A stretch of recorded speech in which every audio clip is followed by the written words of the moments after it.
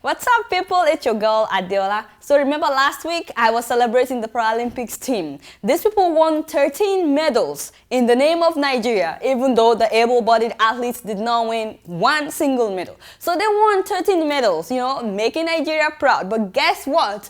When they returned to Nigeria this week, nobody was there to welcome them. I mean, nobody. No government official, nobody from the sports commission, nobody was there to recognize them or thank them for representing Nigeria and making us proud. And trust me, these athletes were not happy at all. Our country, nobody regards us as anybody. Nobody cares about specials, but there is no budget that covers us. Now, God just wants them to know that there is ability in stability. That's what able cannot do, that disabled can do it. Amen, sister. Amen to that. Now, you need to see how Britain welcomed their Paralympic athletes. It's clear the Olympics and Paralympic Games have inspired and changed an entire nation. This parade of British medal winners from both events through central London gave thousands the chance to show their appreciation. It's really great and it's amazing. And I love just how the spirit it brings, how it brings everyone together. You see? Compare that to how the Nigerian Paralympic athletes just slipped out of the airport. Something ain't right. Thank God the media kept reporting this story. The president finally decided to organize an event for them. But I don't know, maybe these athletes did not get the memo that the president is very busy right now. Yes, Mr. President has been very busy traveling to several countries, planting cassava bread. Planting cassava, which will be used to make cassava bread. You get what I'm saying? So in case you missed the news, Nigerian president was in Malawi and Botswana this week, on state visits. Check this out. It's the picture of Nigerian president planting cassava along with the president of Malawi, Joyce Banda. And he was encouraging the people of Malawi to start eating cassava bread. Because according to the president, whenever he's in Nigeria, the only bread he eats is cassava bread. Thank you. See, that explains why he needed the 1 billion naira for food at the beginning of the year for his annual budget. I've been hearing a lot of complaints that Mr. President has been traveling too much since he came into power, that why doesn't he take care of business at home even if he wants to travel? Don't mind the fact that other presidents like Jamaican President Trinidad and Tobago, don't mind the fact that they don't come to Nigeria. It's always Nigerian president that has to go and visit them. I'm telling people this is a sign that Mr. President is a good man. He's just a good man. Good people are just good. Unfortunately, Mr. President did not finish his tour of Botswana. He had to rush back to Nigeria. Nobody knows exactly why.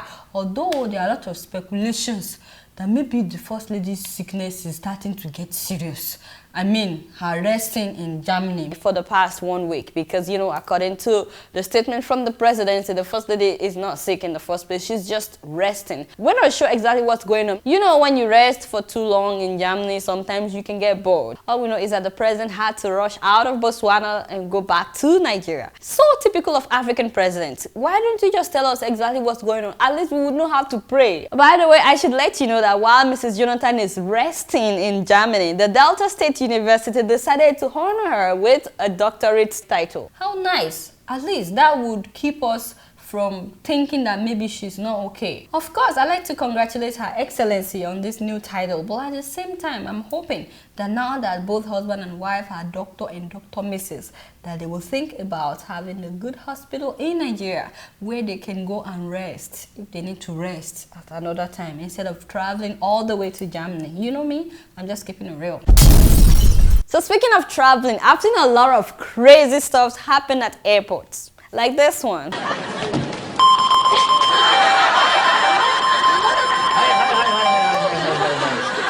金属で持ってますか？持ってないです。持ってませんか？あ、そうですか。ちょっと待ってください。はい。ちょっと拝見しますね。失礼します。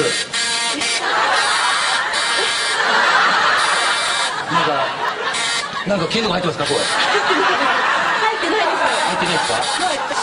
じゃあ匂いかなこれ。あ、鳴ってますね。ちょっと拝見します。あー、なってますね。ちょっとご覧に見てください。規則ですからこれすいませんね。はい、なってますか。はい、拝見しますね。はい。Alright, so yeah, I've seen a lot of crazy stuff. But I've never seen an airline collecting offering at the airport until recently.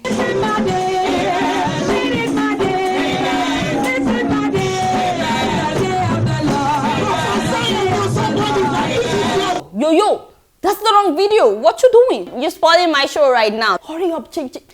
Sorry, my people. No, that was Bro Franklin, you know. Yes, doing what he does best during church service, which is to dance at offering time. But as I was saying, Air Nigeria, yes, that one, thank you. Air Nigeria fired 800 employees last week and decided to go out of business for a year. Now, the news circulating is that this airline is bankrupt. But the owner of the airline, Barrister Jimo Ibrahim, has said, oh, that's not true, we are not bankrupt. In fact, we are good financially. He said the reason why they had to let all of them go is that all the employees are unfaithful. Every one of the 800 employees? That is strange. Like, what? Anyway, this airline suddenly grounded all its planes. But guess what? Some customers that were in London trying to return to Nigeria, they were stranded because they already bought two-way tickets from Nigeria to London and back to Nigeria. So they got to Gatwick Airport in London only to find out that the airline is no longer operating. Hey, come and see drama. The airline officials told the passengers that the only way we can get you on board is if you guys start donating £40 each so that we can buy fuel. In other words, offering time, blessing time. You know, I wish I was there that day. I trust Nigerians. Immediately they heard that somebody jumped on the airline official.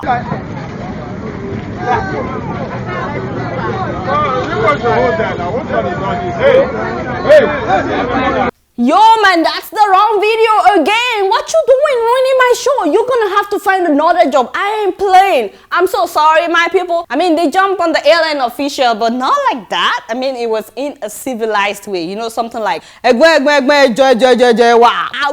now, we paid for the airline ticket. You want us to donate £40? Now, 419 for London. Me, I know the pay anything. You know, like a civilized person will do. I mean, a civilized person under stress.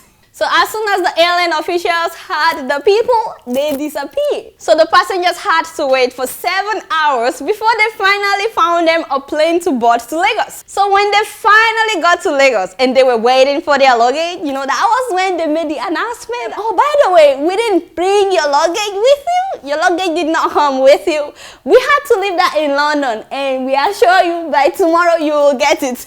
Apparently, the luggage company that was supposed to help them with the luggage refused because of how Air Nigeria has been conducting business with them. The problem now is there are so many other customers that have bought their plane tickets with this airline a long time ago, not knowing that the airline will go out of business. And so as I'm talking with you, there are hundreds of people stranded outside Nigeria, unable to reach any official from this airline to even make any arrangement for a refund. These people just have to buy another plane ticket to get back to Nigeria. See, I knew something was not right when they came up with this new advertisement, you know, at the beginning of the year. Have you seen it?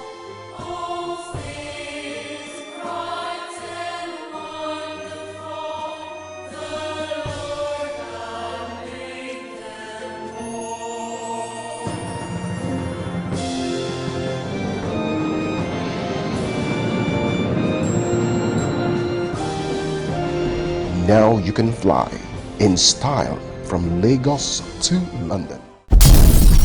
Few weeks ago, remember I showed you the picture of Michelle Obama, American First Lady, being lifted by an Olympics female wrestler. Guess what? This week, President Barack Obama himself was lifted up, this time by a pizza man. That is Scott Van Duzer, the owner of the Big Apple Pizza and Pasta restaurant in Florida. The guy was so excited he couldn't hide it. He had to lift up the president after giving him a big hug. Now, he said he voted for Obama in 2008, even though he's a Republican, and he has said that he will vote for him again this year. Now, let's go back to that picture. Yes, thank you.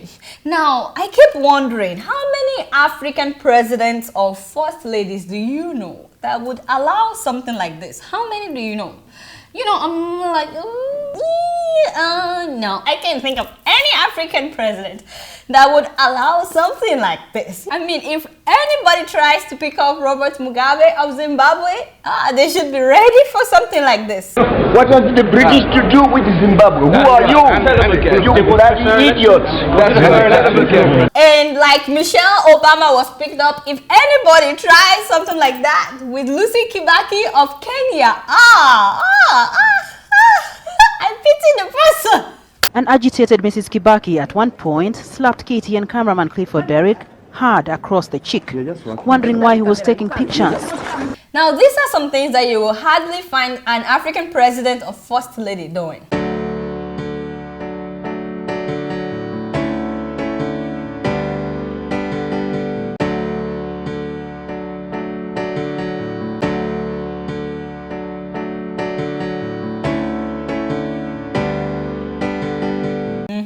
I'm just keeping it real. Speaking of Lucy Kibaki, anyone seen her lately? I mean, she's been gone from public functions for like more than a year now. Because, you know, I miss that woman. Yes, she's one kind. And someone was trying to tell me that maybe she was grounded for behaviors like this one. By the way, the First Lady of Cameroon has also been missing in action for like 6 months. Yes, Chantal Biya. Until last Monday when she came back into the country and they had a grand welcoming ceremony for her. The news is that she was receiving treatment in France for an undisclosed ailment. Can you imagine that the president said nothing about her whereabouts for about 6 months that she was gone? He didn't tell the people of Cameroon what's going on with the First Lady. And this is not fair, considering the fact that these people are the ones paying for her wigs. I mean her hair, because yes, I guess if it's on your head, it's your hair. So yes, they're the ones paying for her hair, even though, you know, sometimes she comes out and it's red. And sometimes it is brown. And you know, sometimes it is really brown. You know what I'm saying? And sometimes it's black. Yeah, it's all our hair, but it's always big, you know. You know that big hair comes with big makeup. Yes, baby doll, baby doll. Bless her heart, bless her heart. I don't know why our leaders in Africa like to hide sickness or anything that may suggest weakness. As for her, I don't think she was getting any treatment in France. I think she was just, you know, getting her hair done, you know, and probably taking some beauty lessons with Paris Hilton. Hey, I'm just keeping it real. Before I leave today, I want you guys to see a little bit of Mali. Yeah!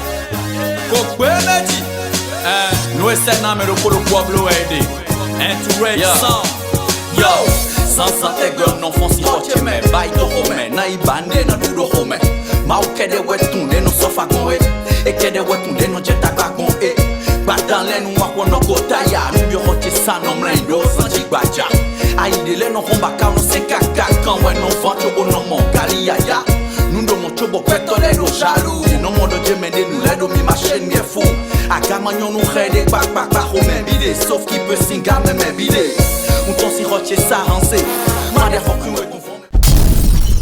Alright y'all, it's been real and I'm keeping it real right up in here. Until next week, I'ma see y'all later. Peace out.